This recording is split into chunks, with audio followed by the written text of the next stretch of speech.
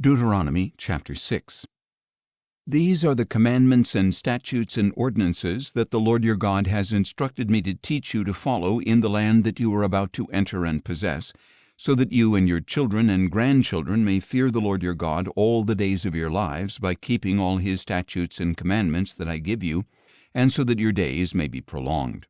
Hear, O Israel, and be careful to observe them, so that you may prosper and multiply greatly in a land flowing with milk and honey, just as the Lord, the God of your fathers, has promised you. Hear, O Israel, the Lord our God, the Lord is one, and you shall love the Lord your God with all your heart, and with all your soul, and with all your strength.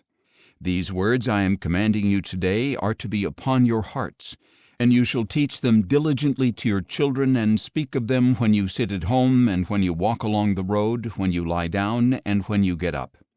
Tie them as reminders on your hands, and bind them on your foreheads. Write them on the doorposts of your houses and on your gates.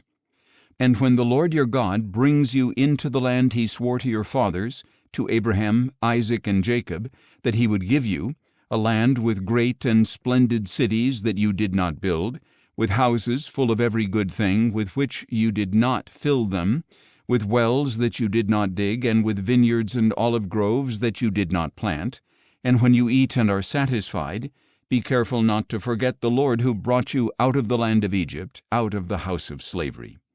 Fear the Lord your God, serve him only, and take your oaths in his name. Do not follow other gods, the gods of the peoples around you.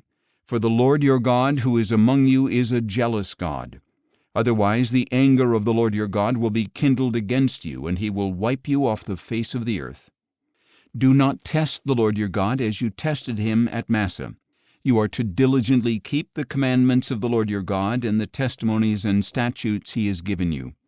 Do what is right and good in the sight of the Lord, so that it may be well with you, and that you may enter and possess the good land that the Lord your God swore to give your fathers, driving out all your enemies before you, as the Lord has said.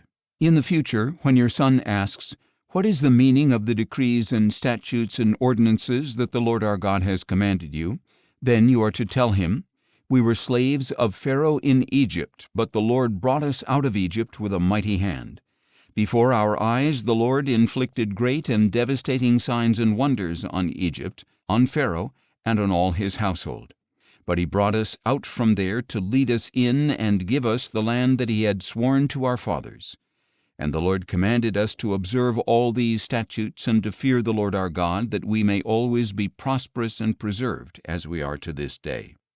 And if we are careful to observe every one of these commandments before the Lord our God, as he has commanded us, then that will be our righteousness."